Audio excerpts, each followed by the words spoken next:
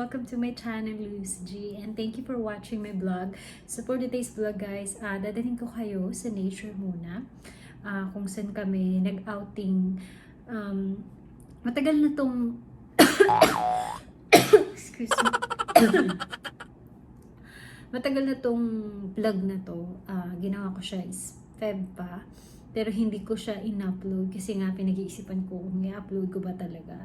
Yun nga, sa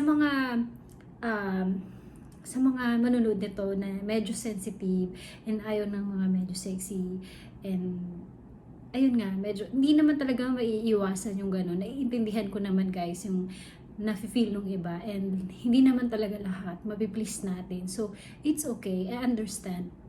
So, kung hindi nyo po kaya panuorin yung vlog, you can skip naman po. It's okay lang po.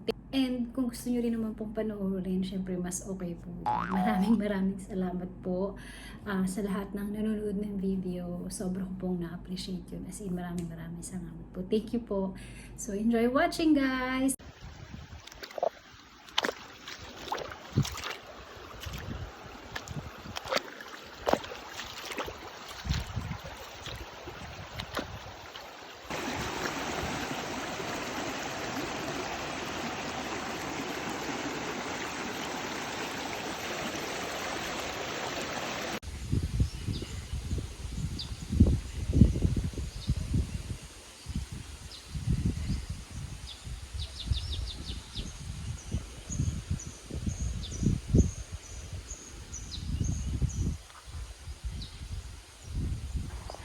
Nangyari dito.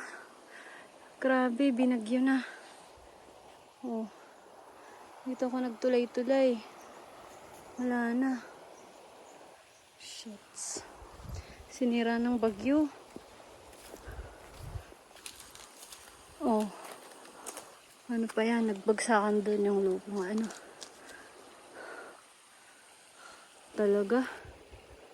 Grabe, ang ganda-ganda dito nung pumunta kami.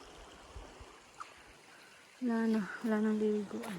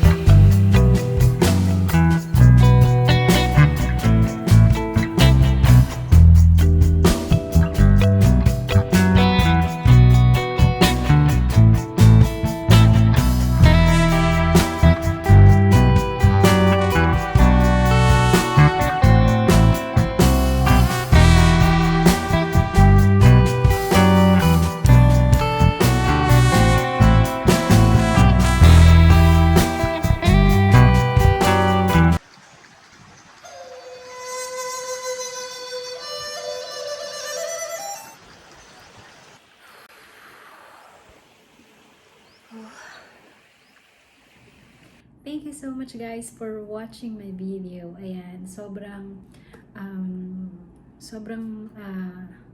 special to sa akin place na to. Kaya tuwing pinupuntahan namin, gusto ko na nafe-feel ko yung parang peace and relax and chill, kasi sobrang importante sa akin yung place na to dahil ito yung favorite place ng tatay ko. So lagi siyang nandiyan nung nabubuhay pa siya, and we try to ayusin yung place and gawan sana ng mga kubo soon. So yun, ibablog ko din yun guys. Meron kaming property dun banda sa may gilid ng ilog.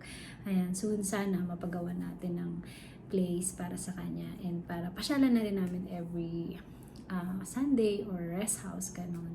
So thank you so much guys sa pagnood ng video na to, and sana po guys wala akong na-offend na kahit sino pa man.